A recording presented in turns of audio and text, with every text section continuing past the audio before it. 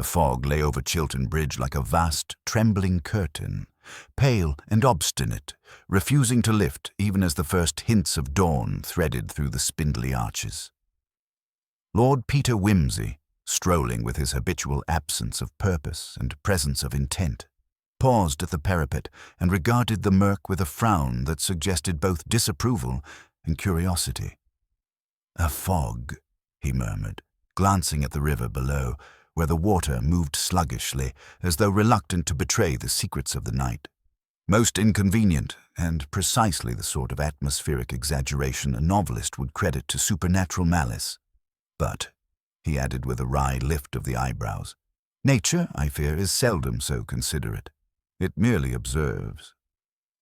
It was at this juncture that the first anomaly presented itself, a suitcase, dampened by the night's drizzle, drifting gently past the bridge, carried by a current that seemed almost conspiratorial. Wimsey crouched, examined it with the exacting eye of a man accustomed to the implausible, and tapped it gently with his cane. It floated upright, topaz brass corners gleaming faintly through the fog, and emitted a soft, persistent ticking. "Fascinating," he murmured. "A timepiece of sorts, or merely an unfortunate luggage case with a conscience." A policeman appeared from the mist, tripping over the cobblestones, hat askew, face reddened by the cold and exertion. "Morning, my lord," he said, puffing. We found this drifting in the river. Might be an accident, or—" His voice faltered as his eyes fell on Wimsey examining the suitcase with his usual air of judicial scrutiny. "Accident, possibly," Wimsey replied, raising a single elegant finger. "Or a message, though if it is a message, one must hope the writer is more punctual than the river." He smiled faintly, as though sharing a joke with the mist itself. "Now tell me, who found it first, the river or your conscience?" The policeman blinked. Wimsey's smile widened just enough to suggest amusement without friendliness. He retrieved a pocket knife, lifted the case's latch, and paused, not out of hesitation, but to savor the ritual. There was no explosion of water, no ghostly wail, only the soft, rhythmic tick-tick of a watch encased within the suitcase. "I believe," Wimsey observed, "that we are dealing with someone who misjudges both tides and timetables. Or perhaps someone with a sense of irony, akin to my own." At that moment, a passer-by, a maid from the nearby vicarage, wrapped in a shawl that had seen more Sundays than most parishioners, gasped and pointed. "Lord Peter," she cried, voice thin and tremulous. It's the vicar's cousin, I think. His watch is... and that suitcase." Wimsey stood, adjusting the lapels of his coat. "Ah, very well then. We have a drowned luggage, a ticking watch, and a possibly inconvenient relative. I confess, I have been called to stranger morning promenades, but rarely with so precisely aligned a puzzle." He tapped the bridge rail, his eyes narrowing slightly. "We must observe, collect, and above all, remember the trivialities. They have a habit of speaking the truth when the louder facts remain mute." The fog pressed closer, swallowing the sound of the river, the ticking, and even the policeman's cough. Wimsey smiled, a gesture entirely without warmth but abundant in promise. Somewhere beneath that wet pall of dawn, a story waited, complicated, grotesque, and, he suspected, deliciously human. And as the river bore the suitcase further into the opaque swirl, Lord Peter Wimsey made a mental note to inquire later whether anyone had noticed the orientation of the bridge lamps, the pattern of the fog, or the peculiar timing of the watch. For in mysteries, as he knew, the devil was not merely in the detail, it was the detail. Lord Peter Wimsey followed the maid down the narrow lane leading to the vicarage, his steps measured, almost ceremonial, as though the very act of walking might influence the unfolding of events. The fog had begun to lift slightly, revealing the outlines of the low stone walls and the uneven cobbles, slick with dew. Wimsey noted, with his habitual precision, that the mist clung more densely on the north side of the lane, a fact that might seem trivial to anyone else but had already whispered possibilities to him.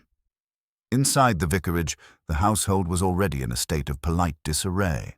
The vicar himself, a portly man with a nervous mustache, hovered near the hearth, wringing his hands as if attempting to squeeze some sense into the morning.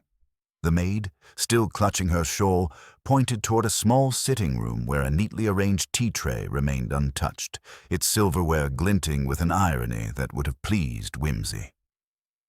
"Good morning, my lord," said the vicar, his voice trembling. I cannot imagine why anyone would do such a thing. My cousin, so orderly, so meticulous. And yet, here we are." He nodded toward the suitcase, now resting awkwardly on the rug, its watch ticking with quiet persistence. Whimsy crouched again, tapping the brass corners with the tip of his cane. "Yes," he murmured. "Meticulous, indeed.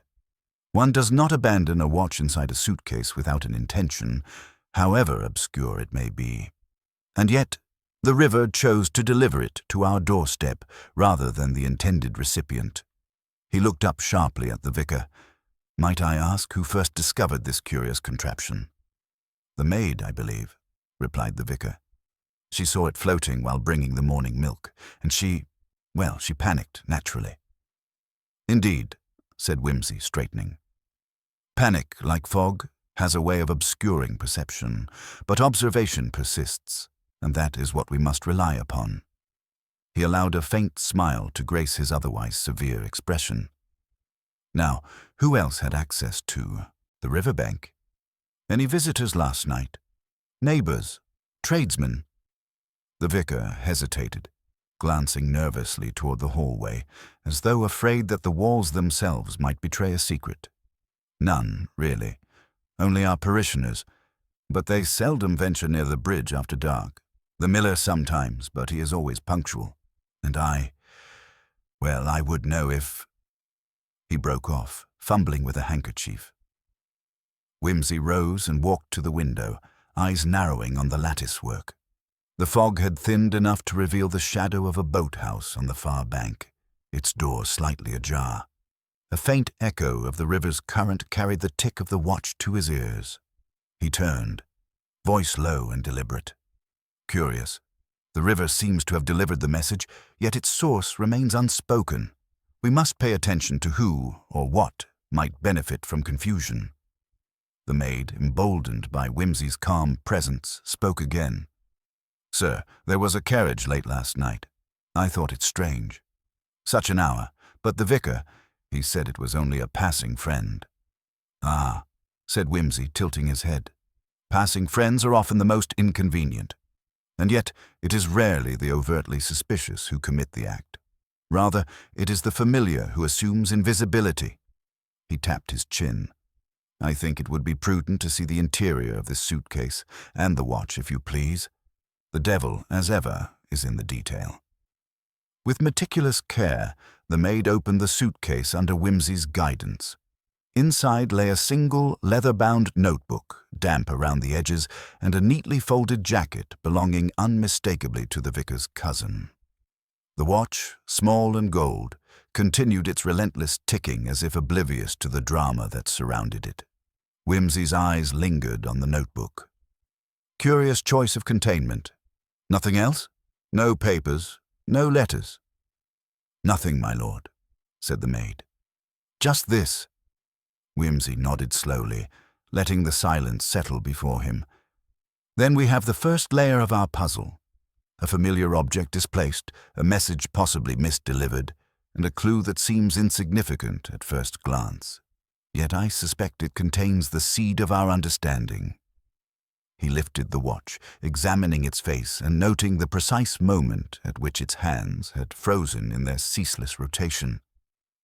"Time is both our ally and our adversary," he murmured, "and one must always respect its subtleties." He glanced at the vicar. "I think, if you will indulge me, that a few interviews are in order. Those closest to the household last night may reveal, in their mannerisms, the pattern of truth obscured by the fog of fear or convenience." As he spoke, Whimsy's eyes wandered to the hallway. The portraits of long-dead vicars and their solemn families seemed to regard him with mild reproach. He allowed himself a faintly ironic smile. The domestic stage was set, the actors in place, and the first threads of the mystery were beginning to reveal themselves, not with drama, but with the quiet insistence of overlooked detail. And so, with measured steps and an air of deliberate distraction, Lord Peter Wimsey began his careful questioning, each word, each pause, each observation weaving a tapestry that promised clarity, though clarity, in his experience, always arrived when least expected. The vicar, still pale and fidgeting, led Wimsey into the drawing-room, where a fire had been hastily rekindled and the air carried the faint scent of scorched coal and lavender polish. Wimsey allowed his eyes to drift over the furniture and tapestries, noting, with the detachment of a connoisseur of human folly, the slight misalignment of a chair, the faintly askew portrait of a previous vicar, and a clock whose hands had apparently stopped at 3:15. Each discrepancy was minor, almost invisible to anyone else, yet to Wimsey they sang a quiet song of negligence or intention. The first person called in for questioning was the cousin's valet, a wiry man with the posture of someone accustomed to long hours and the certainty of obedience.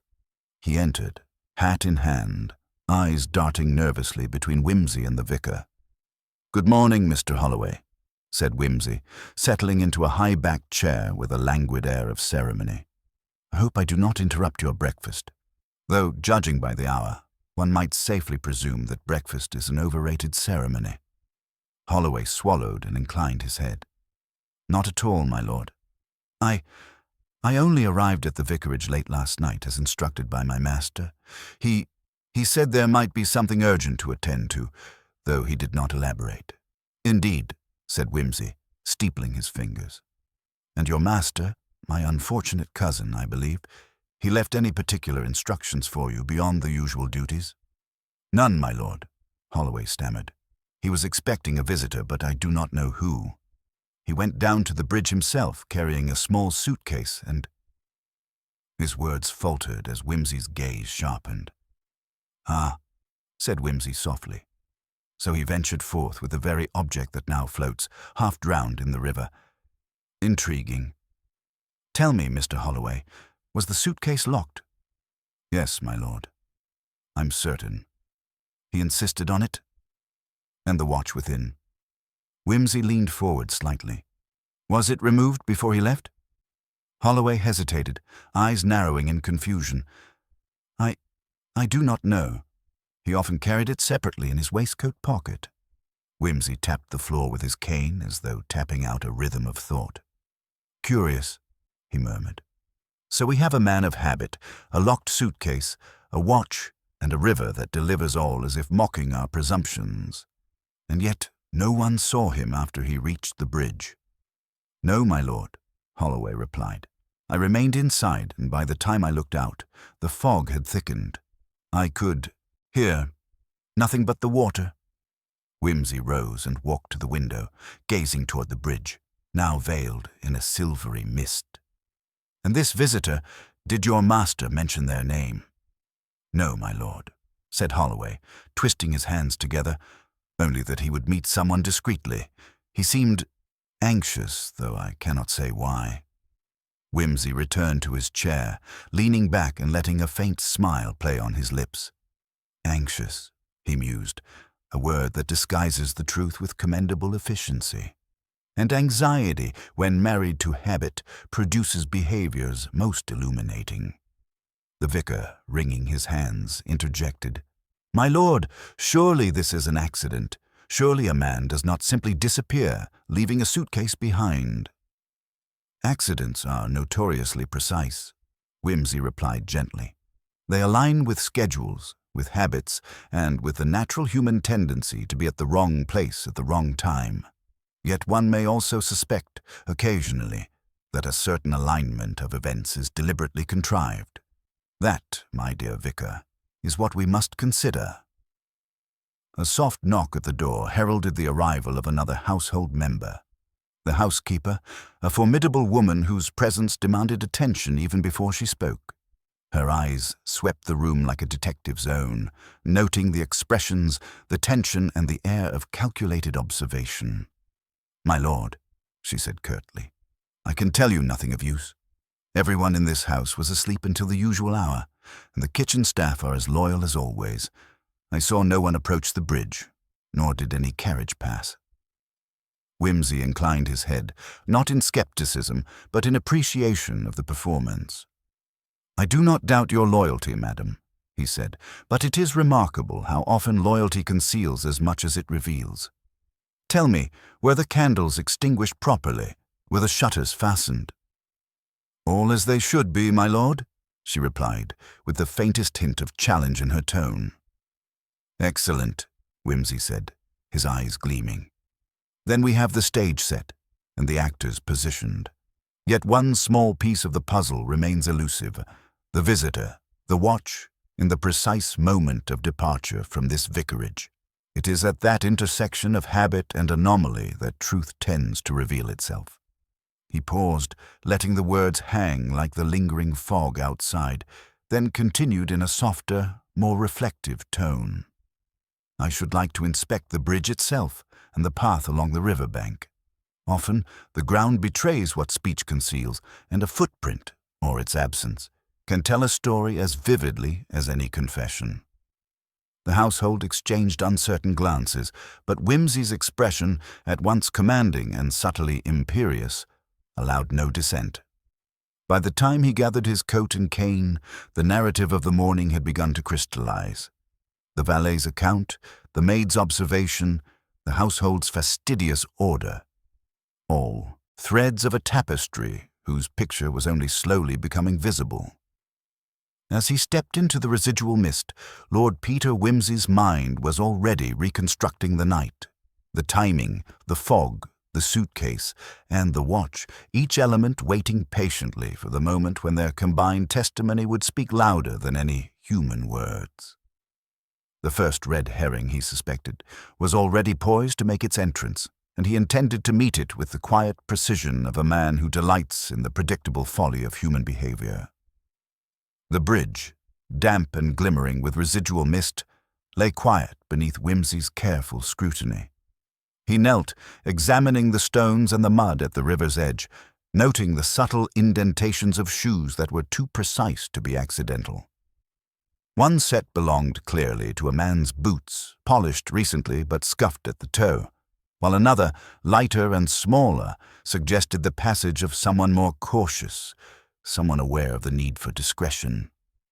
Whimsy's fingers brushed the mud with deliberate gentleness, confirming the sequence. The smaller prints had been made slightly later, veering toward the boathouse door, and then disappeared entirely into the fog. "Interesting," he murmured, tapping the sole of his cane against the cobbles. Our friend did not linger. He or she had a purpose, and it was urgent enough to risk the concealment of night and mist, and yet urgency rarely eliminates carelessness entirely. A figure approached along the lane, a man with a stiff upper lip and a determined gait that proclaimed both confidence and irritation. He was well-dressed, tailored coat over a sharp waistcoat, a neatly folded pocket square visible. The vicar's voice, calling from behind Whimsy, identified him as Mr. Lionel Faraday, a wealthy neighbor whose reputation for impatience and exacting standards was known in the village. "I hear there's been some excitement," Faraday said briskly, stopping a respectful distance from Whimsy. "A suitcase in the river, is that correct? Most irregular. I trust no one has been hurt." Whimsy regarded him with a measured expression. "No physical harm, Mr. Faraday. Merely the inconvenience of lost property and the murmurings of anxiety. But tell me, were you abroad last night or otherwise engaged during the hours our river might have delivered this message?" Faraday's brow furrowed, a flash of irritation passing across his features. "I assure you, I was at home. In fact, I dined with my sister until well past 10, and then retired. My alibi, I believe, is incontrovertible." Whimsy's smile was faint but deliberate. "Excellent. An alibi is always a fascinating thing, provided one knows precisely what it covers and what it leaves exposed. He leaned on his cane, glancing at the bridge. "I take it you have some interest in the vicar's cousin, Mr. Faraday." The man's expression hardened and his voice sharpened slightly. "Interest? Only as a fellow landowner. One observes disturbances in the neighborhood, one may inquire. But beyond that, none whatsoever." "Curious," Whimsy murmured, letting the word hang in the damp morning air. "Curiosity, after all, is a most valuable, if sometimes dangerous, companion. Tell me, have you any knowledge of recent quarrels or tensions within the vicarage? Financial disputes, perhaps? Inheritance considerations?" Faraday's jaw tightened. "None that I am aware of. My cousin, or rather his cousin, was careful, prudent, and discreet. That is precisely why I'm surprised at all this fuss. I would have thought the household competent enough to manage any triviality without intervention." Whimsy allowed a quiet chuckle. "Competence is often overrated, Mr. Faraday, and what appears trivial may conceal the most significant of intentions. Indeed, the river has delivered its message, but the meaning remains under wraps." The man stiffened, glancing toward the distant vicarage. "You do not imply—" "I imply nothing," said Whimsy lightly. "I observe. And observation, when combined with patience, tends to reveal the extraordinary within the ordinary." Faraday's eyes narrowed, though he said nothing further, and after a moment's pause he inclined his head and returned toward the lane, muttering about inconvenience and propriety. Whimsy watched him go, noting the slight wrinkle in his coat where the pocket square had been adjusted nervously, the shadow of irritation in his gait. A red herring, indeed, already presenting itself in the guise of confidence.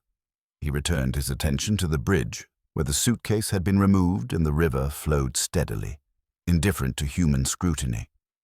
The prints along the edge suggested not merely passage, but intention, and Whimsy's mind began piecing together the movements of the evening. The valet leaving, the smaller, cautious steps toward the boathouse, the sudden disappearance into the fog. "Patterns are simple things," he murmured aloud, "once one learns to read them, and yet so often they mislead the unwary." From the distance came the faint clip of hooves and the rattle of a carriage.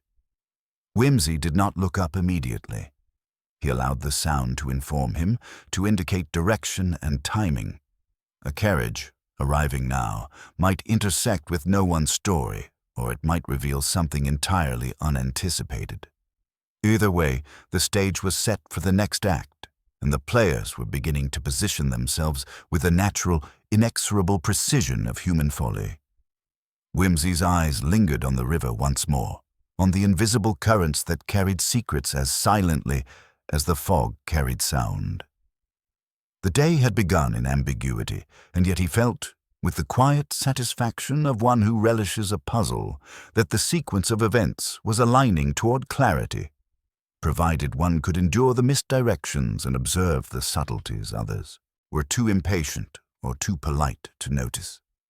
And so, with measured steps and a mind already tracing the invisible paths of the night, Lord Peter Whimsy turned back toward the vicarage, prepared to interview those whose voices, though seemingly innocent, would inevitably betray the truth hidden in plain sight. Returning to the vicarage, Whimsy found the household gathered in a state of restrained agitation. The maid, still clinging to her shawl, had been joined by the housekeeper and the cook, each of whom regarded him with a mixture of suspicion and deference. Whimsy allowed a faintly arch smile to grace his features as he surveyed them. It was, he reflected, a familiar stage. The minor actors, unaware that their habitual gestures and well-rehearsed lies were already speaking volumes. "Good morning, all," he said, in the same deliberate, measured tone he reserved for moments of subtle interrogation. "I fear I must impose upon your patience. Our little riverside anomaly, though I assure you no one has suffered harm, requires that we examine the habits and movements of the household last night. Observing the ordinary often illuminates the extraordinary." The housekeeper, a formidable woman with sharp eyes, crossed her arms. "I've told the vicar everything I know, my lord. Nobody went near the bridge. The doors were locked, the candles extinguished. There's nothing more to tell." "Indeed," Whimsy replied, settling into a chair with a flourish.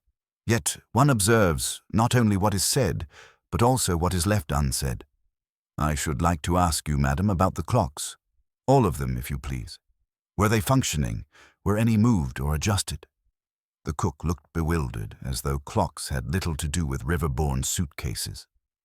"All the clocks are as they should be, my lord," she said, hesitating. "Except the one in the kitchen. It always runs a little slow." "Ah," said Whimsy, tapping his cane against the floor. "And was that slow pace noticed last night?" "No, my lord. Not until this morning." "Precisely," Whimsy said softly, leaning back. "A small detail indeed. Yet when combined with the rest, the fog, the river, the arrival of a visitor, and the steps upon the bridge, it may provide a key. Small discrepancies are rarely innocent." The maid, emboldened by Whimsy's gentle prodding, spoke again. "There was someone at the window," she said, voice trembling. "I thought it the fog playing tricks, but I swear I saw a shadow very briefly, near the boathouse." "Interesting," Whimsy murmured, raising his eyebrows. "A shadow. One might assume it irrelevant, were it not for the timing and location. Tell me, at what hour did you notice this?" "Just past 2, my lord," she said, shivering. "I was bringing the lantern to light the path for the kitchen staff." 2 o'clock, Whimsy repeated softly, making a small note in his mind. "Curious. River-borne suitcase was discovered later, suggesting an interval during which someone moved with care and purpose. And yet the household insists upon no movement, no visitor, no disruption. That, my friends, is exactly where we shall find the truth, between what is said and what cannot be said." The housekeeper exchanged a glance with the cook, clearly unsettled by Whimsy's phrasing.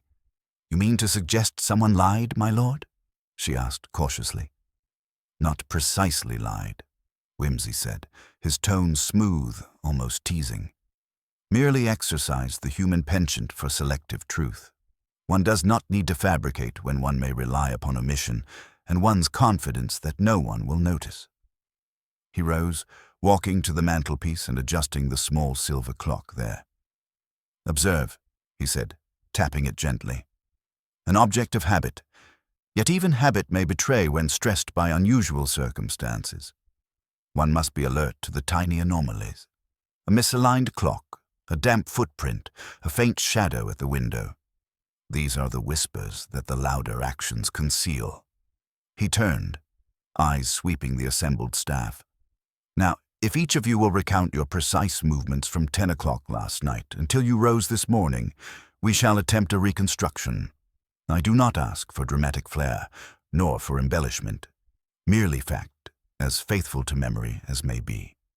As the household began their hesitant reports, Whimsy listened, noting subtle contradictions. The maid's hesitation about lantern timing, the housekeeper's repeated insistence on locked doors, the cook's forgetfulness about the kitchen clock. Each small inconsistency, he knew, was a thread waiting to be pulled. By the time the vicar re-entered the room, pale and anxious, Whimsy had already begun mapping the night in his mind. He imagined the fog-shrouded river, the drifting suitcase, the shadow near the boathouse, and the precise but concealed movements of those whose loyalty and discretion were now revealing their limits. "Very good," he said, smoothing his coat. "We have the first outlines of last night's events, and with these, we may now consider the visitor, the suitcase, and the watch, each acting in concert to conceal more than they reveal. But rest assured," he added with a faintly ironic smile, "the narrative is slowly, inexorably becoming coherent. Patience, as always, is our ally." And so, in the quiet of the morning, amidst the scent of coal smoke and polished oak, Lord Peter Whimsy continued to listen, observe, and assemble the intricate lattice of events. Each seemingly trivial detail, each shadow, each step, each ticking of a clock, was another note in a symphony of human intention and misdirection, waiting to reveal its logical, inevitable resolution. By mid-morning, the vicarage had settled into an uneasy quiet. Whimsy, having completed his methodical review of the household's movements, lingered near the window overlooking the mist-thinned river, his gaze tracing the water's subtle currents. The prints at the river bank, the boathouse door left slightly ajar, and the faint, residual impressions of footprints in the soft mud, all whispered possibilities he was careful to assemble in sequence. A sudden carriage rumble on the lane drew his attention.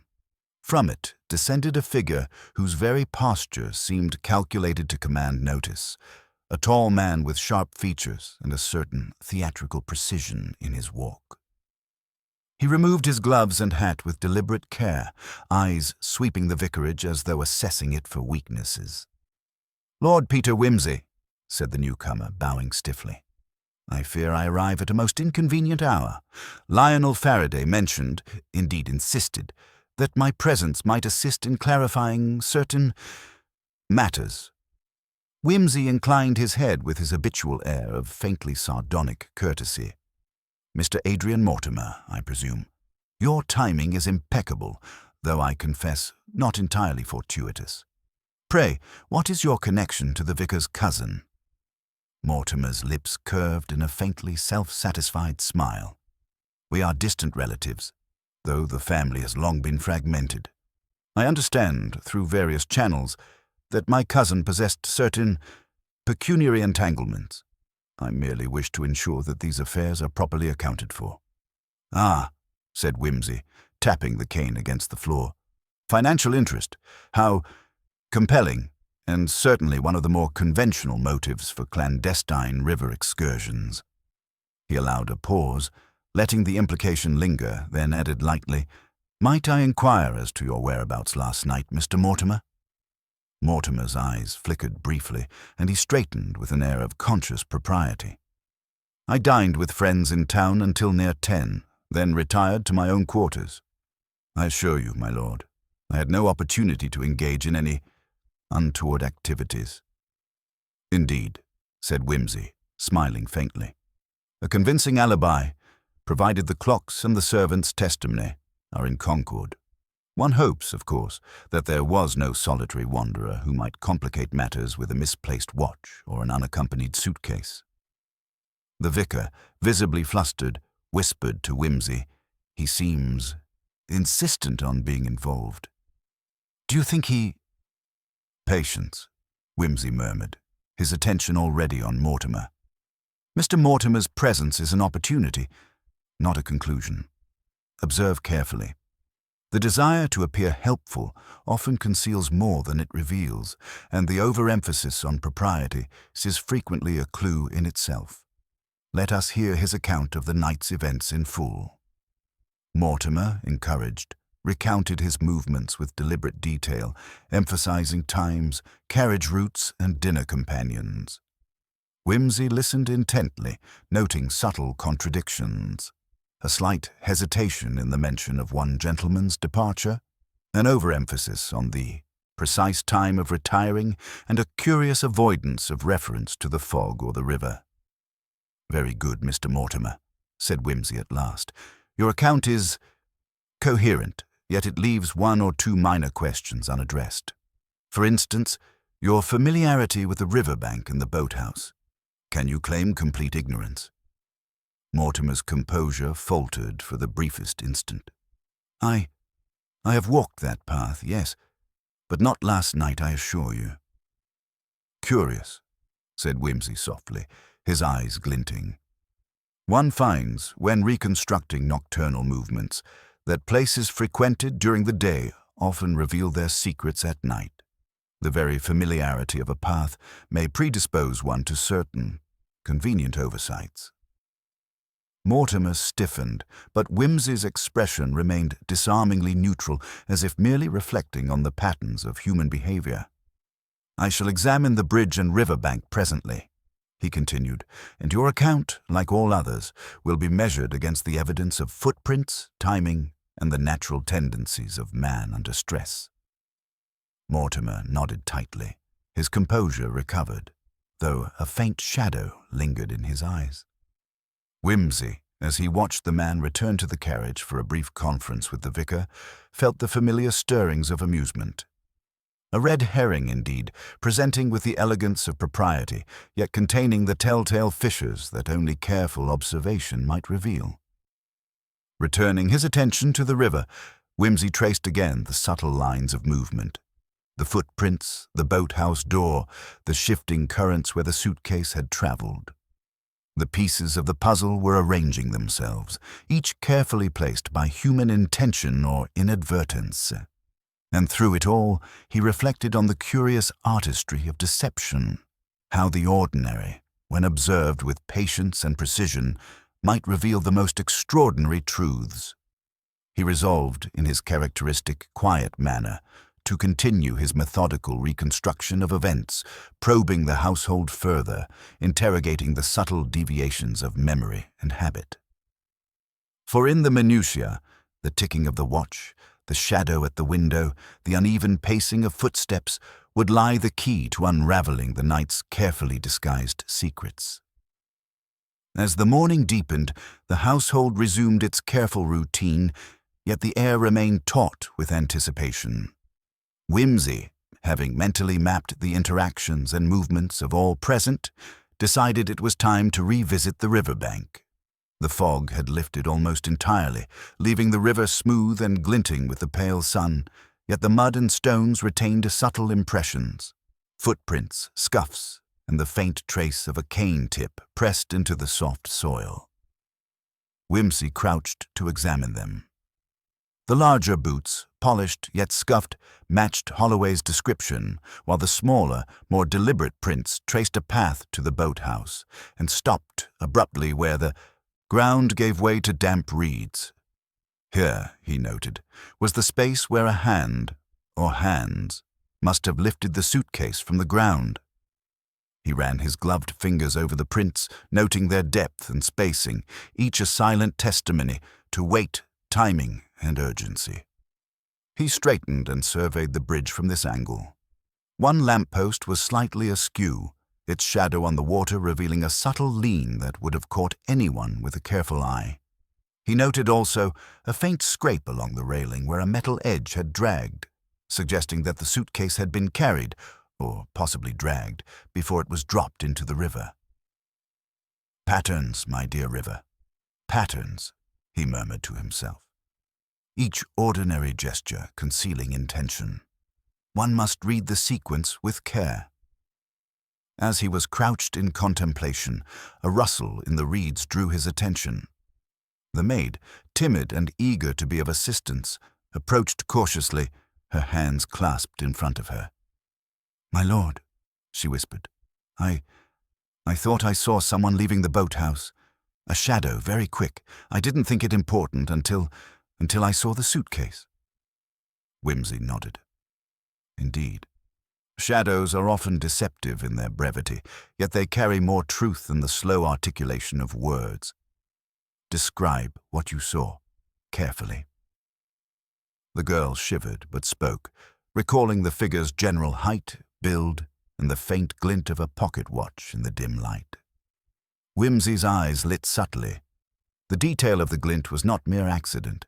It aligned with the disappearance of the watch from the suitcase and suggested deliberate handling. "Thank you," he said. "You have been most helpful, and now, my dear, step aside and observe quietly." He returned to the boathouse door, examining the hinges and latch. The door had been forced just enough to allow a small object, likely the suitcase, to pass through without leaving obvious evidence. Whimsy ran his cane along the floor, noting subtle scratches where metal or clasp had dragged. Each mark, he reflected, corresponded perfectly to the prints along the bank. Whimsy's mind began stitching together a chronology. The cousin leaving the vicarage with the suitcase, the small shadow moving near the boathouse, the precise interval before the suitcase entered the river, and the eventual discovery. Mortimer's arrival at the vicarage later, his carefully rehearsed account, and the slight fissures in his testimony, all now intersected with tangible evidence. He straightened and lifted the watch from the suitcase, holding it in the sunlight. Its tick was faint but persistent, an unerring metronome marking the passage of events. The time on its face did not align with the household clocks, which had remained steady through the night, suggesting it had been removed or stopped deliberately. Whimsy allowed a faint, arch smile to touch his lips. The puzzle was yielding its pattern, revealing a layer of psychological subtlety beneath the physical evidence. Someone had engineered not merely the placement of the suitcase, but the illusion of disorder, using the river, the fog, and the household's predictability to mask their true intentions. The final question, as always, would be motivation. Who benefited from this orchestration, and what did the clever manipulation of time, shadow, and habit conceal? Whimsy knew the answer lay not in the dramatic gestures, but in the small inconsistencies, the hesitation, the excessive propriety, the obsessive attention to appearances. He pocketed the watch carefully and began retracing his steps toward the vicarage, already anticipating the next stage, questioning Mortimer and others with renewed attention, teasing out the subtle contradictions that would ultimately expose the human logic behind what appeared, at first glance, to be an almost whimsical puzzle of shadows and water. The game, as always, was afoot, and Lord Peter Whimsy, with his keen eye and habitual irony, was entirely prepared to let the river, the fog, and the ordinary actions of otherwise cautious people reveal the extraordinary truth. Returning to the vicarage, Whimsy found the household gathered once more, their polite anxiety sharpened by the morning's discoveries. He paused in the hallway, noting the subtle shifts in posture, the glances exchanged, and the tension barely contained behind careful expressions. Each movement, however minor, was an instrument in the symphony of human behavior he had long learned to read with precision. "Now," he said, addressing the assembled staff and visitors with gentle formality, "we shall attempt a reconstruction of last night's events with the utmost fidelity to fact. It is, after all, in the minor details that the truth is most often concealed and most easily revealed." He gestured for Mortimer to step forward. "Mr. Mortimer, your account of the evening has been most thorough. Yet I find myself compelled to revisit a few points in light of new observations." Mortimer stiffened slightly, though his composure remained outwardly perfect. "Of course, my lord.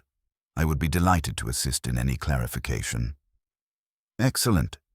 Then perhaps you will explain the discrepancy between your stated departure from the vicarage and the physical evidence at the riverbank," Whimsy said, inclining his head toward the window. "The prints indicate someone of your approximate stature, moving toward the boathouse, and yet your account insists upon uninterrupted presence at your own quarters." Mortimer's lips pressed thinly. I cannot account for that, my lord. I assure you I was where I claimed. Perhaps someone else traversed the path in my absence." "Perhaps," Whimsy said mildly, allowing a faint arch of the eyebrows. "And yet the smaller prints suggest a lighter individual moved with caution, following immediately after the heavier footsteps. A coincidence. One supposes, though an inconvenient one." He turned to the housekeeper. "Madame, you observed no one near the boathouse at that hour?" "Nothing, my lord," she said firmly. "I assure you the doors were fastened and the staff remained within their chambers." "And yet a shadow was seen," Whimsy said softly, "and the suitcase, containing a watch and a personal notebook, was found adrift in the river. We have, therefore, either a remarkable series of coincidences or a carefully orchestrated deception." He allowed a pause, letting the weight of the statement settle. "The question is, who would benefit from the appearance of disorder? Who has both access and motive?" The maid, emboldened, spoke again.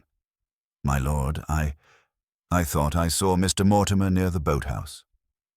"Only briefly, but—" Whimsy's eyes met hers with calm intensity. "Indeed, brief glimpses are often more telling than long examinations. Thank you, my dear. You have been most observant." Turning his attention to the vicar, Whimsy asked, "And your cousin?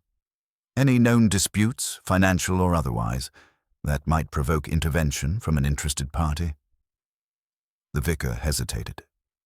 There were minor disagreements over legacies and inheritance, though nothing that should have caused alarm.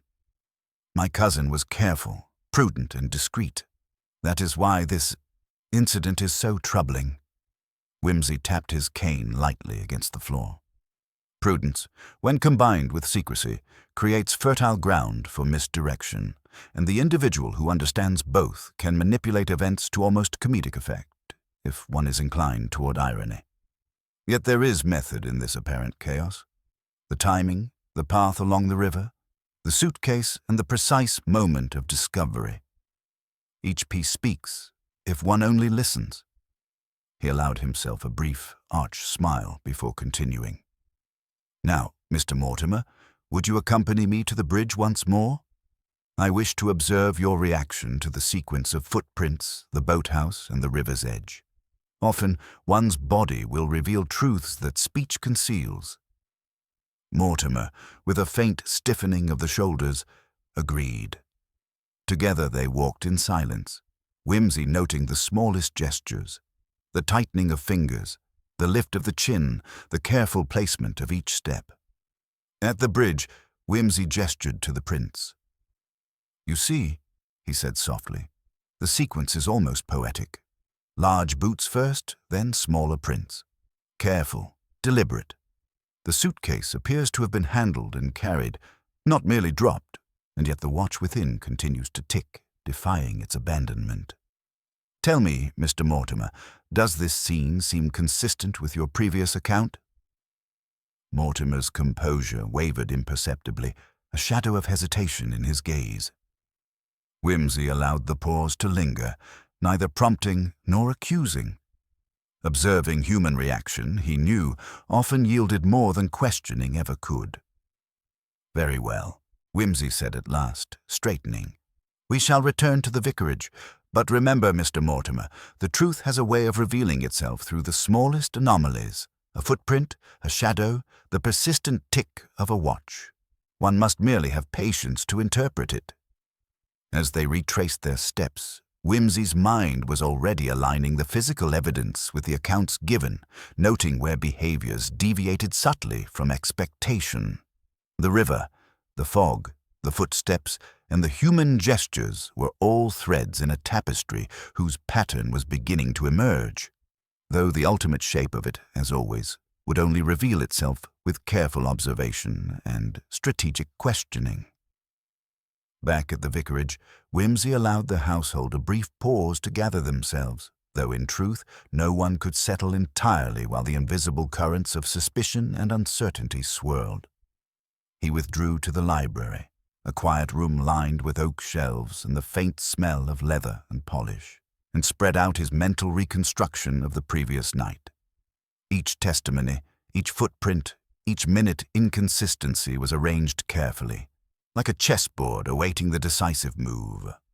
He heard the soft murmur of conversation outside and motioned the maid, still attentive, to bring forward the notebooks and papers that had accompanied the late cousin's belongings. Whimsy examined them with his customary patience, noting a few trivial accounts and letters. One, in particular, bore a subtle discrepancy in dates and signatures, an innocuous detail at first glance, yet suggesting some preoccupation with appearances and control over information. His attention shifted then to the boathouse, recently revisited in thought, if not in presence. The small scratches along the threshold, the faint traces of mud, and the imprint of a handle on the door revealed method. Someone had carefully staged the suitcase's removal to appear accidental, as if the river itself had conspired in mischief. Yet the careful alignment of the suitcase, the watch, and the notebook suggested deliberate placement, a minor theatrics designed to mislead. The household staff were summoned again, this time individually. Whimsy questioned them gently about minor habits, who extinguished the candles, who tended the fire, who checked the shutters. Each answer was carefully noted against prior statements, revealing subtle contradictions and slight evasions. The maid had seen the shadow. The housekeeper had insisted doors were locked.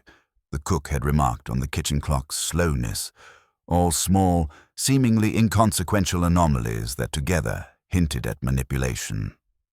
When Mortimer was brought into the library, Whimsy observed him keenly as he took a seat, hands folded over his knees. "Mr. Mortimer," Whimsy began softly, "we must consider the human element, not merely the physical. Often, the most innocuous of behaviors conceal the strongest of intentions. Tell me, was there ever any occasion during which you might have been aware of your cousin's personal anxieties, any concerns over finances, inheritance, or personal relationships?" Mortimer's composure remained, but a faint flicker of discomfort passed over his features. "Minor worries, perhaps," he said cautiously, "but nothing of consequence. My cousin was discreet, as I said." Whimsy allowed a pause, observing carefully. "Discretion, yes, but even the most discreet of individuals sometimes leaves traces. A note forgotten, a lock misaligned, a footprint on damp earth. These are the footprints of truth, Mr. Mortimer, and they rarely err." He leaned forward slightly, voice quiet but precise. "There is a rhythm to human actions, and deviations from that rhythm are rarely accidental. Our riverside incident, the placement of the suitcase, the ticking of the watch, each aligns with a sequence that must have been orchestrated by someone intimately familiar with the household, its habits, and its vulnerabilities." Mortimer's fingers flexed subtly, betraying tension. "I assure you, my lord, I've spoken truthfully. I'm entirely ignorant of how the suitcase came to be in the river." "Of course," Whimsy said, his tone arch but not unkind. "Yet truth, even when fully spoken, does not always coincide with perception, and perception in its turn is shaped by those who wish it to be so." He stood, moving to the window and looking toward the river, the boathouse now bathed in clear morning light. "We are narrowing the possibilities, Mr. Mortimer. There is no supernatural intervention here, merely intention, applied with knowledge of human behavior. And human behavior, as we both know, is most revealing when one attends to the smallest details." With a faint, almost imperceptible smile, Whimsy turned back to the room. "We shall continue to examine habits, timings, and accounts. In time, the apparent chaos will yield its logical pattern, and the orchestrator of this mischief will emerge, not with dramatics, but through the careful alignment of action, motive, and opportunity. Until then, we observe, we compare, and we await the contradictions that inevitably betray the mind behind the design." The household remained silent, acutely aware that each word was measured, each gesture noted. And Whimsy, as always, let patience guide him, confident that the subtleties of human behavior, the small fractures in composure and memory, would soon illuminate the carefully concealed truth. The afternoon sun slanted through the tall windows of the vicarage, casting long shadows across the polished floor and lending a clarity to details that had seemed elusive in the morning's fog. Whimsy remained in the library, though now his attention had shifted from the footprints and clocks to the human expressions and gestures that carried subtler yet equally telling information. He had requested Mortimer remain close by, ostensibly to clarify minor details, though the true purpose was far more discerning: observation of reactions under the quiet pressure of scrutiny. "Mr. Mortimer," Whimsy began softly, "we must consider another element, one not of footprints or ticking clocks, but of human psychology. Our friend, the river, has delivered the suitcase. The watch within continues to tick, stubbornly persistent. Yet there are other, less tangible items: anxiety, timing, expectation, and opportunity, which are equally relevant to our understanding." Mortimer nodded politely, though his hand tightened around the edge of the armchair, betraying a flicker of tension. Whimsy's gaze rested on him with the faintly arch precision that unnerved even the most composed of individuals. "It is curious," Whimsy continued, "how a man's habits, seemingly inconsequential actions, gestures, and timings, can illuminate what he himself wishes to conceal. You were most insistent on establishing your alibi this morning, Mr. Mortimer, emphasizing your presence elsewhere during the relevant hours. Yet there are minor inconsistencies between that account and the physical evidence we now possess." Mortimer's composure wavered, though he strove to maintain the mask of polite assurance.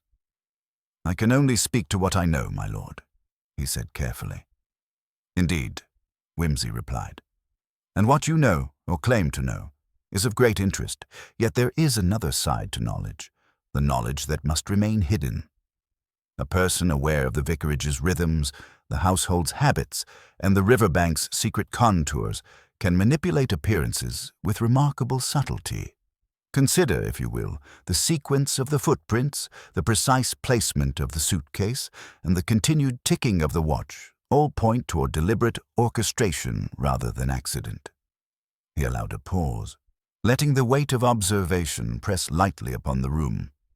Then, leaning forward slightly, he added, "It is not merely the physical evidence that reveals intention, but also the reactions. Hesitation, slight stiffening, avoidance of direct eye contact, and the measured cadence of speech. These, combined with access and motive, illuminate the psychological underpinnings of an action. One does not merely misplace a suitcase in a river by accident, Mr. Mortimer. There must have been careful planning, timing, opportunity, and indeed, a purpose." The housekeeper shifted uncomfortably. The cook's eyes flicked toward the ceiling, and even the vicar could not disguise a tremor in his voice. Whimsy's gaze, however, remained entirely fixed on Mortimer, noting the subtle tightening of the jaw and the imperceptible lift of the shoulders, small betrayals of tension that contradicted his verbal assertions. "Now consider the secondary elements," Whimsy said, rising and gesturing toward the open window through which the faint mist still clung to the river. The shadow at the boathouse, the half-hidden impressions on the ground, the slight scrape of metal on wood, and the insistence on precision in speech, all point to a mind accustomed to control, secrecy, and the careful orchestration of events. One can arrange objects, Mr. Mortimer, but one cannot entirely arrange one's own reactions." Mortimer's hand moved slightly, brushing against his thigh in what seemed an unconscious gesture of composure. Whimsy noticed the micro-expression, a fleeting twitch at the corner of the mouth that suggested recognition, perhaps even apprehension, that his carefully constructed narrative was under scrutiny. "Very well," Whimsy continued, his voice calm but incisive. "The narrative we construct from facts and minor anomalies is beginning to reveal a secondary layer, the motives, desires, and psychological intricacies of those involved. And when one combines opportunity, intimate knowledge of the vicarage, and subtle manipulation of evidence, one finds that what appears to be chaos is often a carefully choreographed plan. All that remains now is to examine the precise sequence, cross-reference the human behaviors with the physical evidence, and allow the inevitable contradictions to emerge." He stepped toward the window, eyes fixed on the water's glinting surface. "Soon, the orchestration will be evident, the shadow will assume its true form, and the careful facade will crack. And when it does, we shall see that the river, the fog, and the habitual actions of otherwise prudent individuals have served only to highlight the extraordinary ingenuity and perhaps the desperation behind the deed." Whimsy's mind raced ahead, assembling the threads, the footprints, the watch, the suitcase, the shadow, the minor discrepancies in testimony. The picture was beginning to form, subtle yet unmistakable, a careful interweaving of motive, opportunity, and human psychology. And he knew that within the next hours, the truth, hidden behind deliberate misdirection and polite restraint, would reveal itself with the quiet precision he had long learned to anticipate. The stage was set for the ultimate revelation, and Lord Peter Wimsey, with his habitual arch smile and quietly relentless intellect, was entirely prepared to trace the final threads to their source. As twilight began to settle over the vicarage, Wimsey called the household together once more, not with urgency, but with the deliberate air of a conductor about to reveal the movement's climax. The shadows lengthened along the polished floors, and the fading light made the details of the room, the brass fittings, the careful alignment of books, the slight irregularities in the floorboards, more visible to one who knew precisely where to look. "Now," Wimsey began, his voice calm and archly deliberate, "we come to the matter of reconciling actions with intention.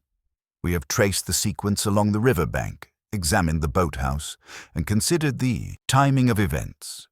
We have noted the footprints, the watch, and the suitcase, and observed the subtle reactions of those present. There remains only the final act of synthesis, to determine who orchestrated these occurrences, and why." He allowed the statement to linger, then moved closer to Mortimer, whose posture was, for the first time, slightly less assured. "Mr. Mortimer, you were diligent in providing your alibi, your whereabouts, and your assurances of absence. Yet when one examines the evidence, footprints aligned with your approximate stride, the careful handling of the suitcase, the interrupted sequence of clocks and shadows, one finds an inconsistency, not in the physical facts themselves, but in the human element, the nervous gestures, the micro-expressions, the hesitations in speech that betray an awareness of misalignment between action and account." Mortimer's eyes flickered, just enough to betray the faintest tremor of apprehension. Wimsey, observing this with the precision of a surgeon, continued without pause. "You see, the river did not act alone, nor did the fog conspire. The suitcase was placed deliberately, the watch allowed to continue its tick, all to produce the impression of accident and chaos. Yet the sequence is too precise, the minutiae too deliberate. Only someone with intimate knowledge of the vicarage, the household's habits, and the surrounding paths could have arranged it so effectively. And only someone with motive, financial, psychological, or otherwise, would have taken such pains." He gestured toward the window, where the river shimmered in the evening light. "Our shadow at the boathouse, observed by a careful eye, aligns with your own dimensions, Mr. Mortimer. The careful placement of the suitcase and the timing of its discovery coincide with the intervals in your account that, while superficially consistent, leave a window, a narrow margin, during which the orchestration could have occurred." Mortimer's lips pressed into a thin line. I do not understand, my lord. I've given a truthful account of my actions." Wimsey smiled faintly, archly, almost indulgently. "Truthful, perhaps, in what you chose to present. But the truth itself, the alignment of evidence and behavior, cannot be so easily disguised. The footsteps, the shadow, the watch, and your own reactions betray the orchestration. You sought to conceal your involvement through precision and propriety, yet even the most careful facade reveals cracks under attentive observation." He paused, letting the silence fill the room, each member of the household aware of the subtle tension in the air. Then, with quiet finality, he added, "It is evident that the suitcase was placed deliberately in the river to simulate an accident, to distract attention, and to mask the true manipulation of timing and placement. And the evidence, as I have traced it, points unerringly to you, Mr. Mortimer. The methodical orchestration, the intimate knowledge of household habits, and the slight betrayals of demeanor reveal the hand behind the act." Mortimer rose abruptly, a flicker of anger and denial flashing across his features, though tempered by the realization that his concealment had failed. I cannot admit." Wimsey's voice, calm and precise, cut through the tension. "Denial will not alter the evidence, sir. The river, the fog, the watch, and the footprints are indifferent to assertion. And the inconsistencies in human behavior, however slight, speak with a clarity that no verbal assurance can counter. Mortimer faltered, the carefully constructed composure cracking in the presence of an intellect that had observed, patiently, every detail. The room remained still, save for the faint tick of the watch, echoing the inexorable march of truth. "Now," Whimsy said, his tone softening, though his eyes remained piercing, "I suggest that you consider the consequences of persistence in denial. The orchestration is evident, the evidence immutable, and the final reconciliation of actions with motive cannot be avoided. It is, after all, a simple matter of logic and observation, disciplines which, as I have noted, are not easily evaded." In the fading light, Mortimer's resistance wavered, the silent acknowledgement of exposure written upon his features, and the household watched as the calm, archly ironic figure of Lord Peter Whimsy brought the carefully concealed orchestration into the light of reason, ready for the final confessions, clarifications, and the inevitable unraveling of the misdirection that had so meticulously concealed human intention behind the illusion of chance. The room was silent, save for the subtle ticking of the watch, now held carefully in Whimsy's hand, a rhythm both literal and symbolic, marking the passage of evidence, time, and inevitability. Mortimer remained standing, his posture rigid, yet betraying the faintest tremor in the fingers that clutched the edge of the armchair. The household watched, collectively holding its breath as the detective's quiet authority filled the space. "Mr. Mortimer," Whimsy said, moving with a deliberate grace toward the center of the room, "we have traced the river bank, examined the boathouse, reconstructed the movements of every person present, and observed the reactions, gestures, and inconsistencies that your meticulous account could not entirely conceal. And now we arrive at the full picture, the orchestration and its motivation." He paused, allowing his words to settle like mist over the assembled company. The suitcase was deliberately carried to the river's edge, the watch deliberately left ticking, and the path chosen to produce the appearance of accident. Every detail, footprints, shadows, glances, hesitation, was calculated to mislead. Yet each minute anomaly, each subtle discrepancy, has spoken in ways that words alone could not obscure. Mortimer's hand twitched, betraying a momentary lapse in composure. I do not—" Whimsy's eyes, arch and precise, met his. "Permit me to elucidate, sir. Consider the timing, the intervals between your departure from the vicarage, the shadow observed by the maid, and the placement of the suitcase. The physical evidence alone suggests an orchestrated sequence. Yet the human element, the slight tightening of the jaw, the micro-expression at mention of the boathouse, the careful modulation of voice, confirms intentional manipulation. One cannot entirely fabricate physical interactions without leaving traces in behavior. And so, while your account speaks of absence, the evidence speaks otherwise." He moved closer to the window, gesturing toward the river in soft light. "You were aware of the household's habits, the doors, the placement of lamps and lanterns, and the timing of the night watch. This knowledge enabled the precise orchestration. The river, the fog, and the darkness were allies in your design, yet even the most careful arrangement cannot hide the subtleties of human nature, the faint reactions, the gestures, the tiny contradictions that become legible under scrutiny." Mortimer swallowed, a faint pallor appearing in his features. How can you be certain? There are no witnesses." "Witnesses," Whimsy said lightly, almost teasingly. "We do not rely solely upon testimony. We rely upon logic, observation, and the predictable nuances of human behavior. The footprints, the glint of the watch, the interrupted sequences of clocks, the shadow at the boathouse, all these are witnesses. They cannot lie, nor can they be persuaded by insistence." Mortimer's shoulders slumped slightly, the first true sign of capitulation. "Very well.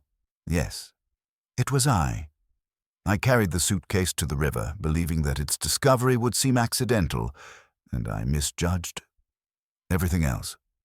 Whimsy inclined his head, allowing a faint arch smile. Indeed, it is often the smallest miscalculations, made in confidence, that betray the careful planner. Your intention was clear, your execution nearly flawless, yet human behavior always betrays its own hand. The methodical sequence, the reliance upon the household's predictable habits, and your own reactions have revealed what mere words might have concealed. He stepped back, gesturing to the assembled household. And so we see the orchestration for what it truly was, a carefully constructed attempt at misdirection, undone not by chance, but by the rigorous application of observation and logical deduction. The river and the fog did not fail. The human element, inevitable and subtle, revealed the truth. Mortimer, defeated yet composed, inclined his head. The confession, quiet and deliberate, was sufficient to settle the sequence of events, to align evidence with intention, and to allow the vicarage to breathe again. Whimsy replaced the watch carefully, paused. The suitcase now returned to the household's possession and offered a final, dry smile. And thus the case concludes, not with theatrics, but with logic and patience, the proper tools of our trade. One must always remember the world may appear chaotic, but the truth, when approached with care, invariably asserts itself. The household exhaled collectively, some with relief, some with lingering awe at the quiet genius that had unraveled their intricate, if ultimately futile, web of deception. And as Whimsy prepared to depart, his manner remained lightly arch, as though the entire exercise had been an amusing intellectual diversion rather than a delicate unmasking of human cunning.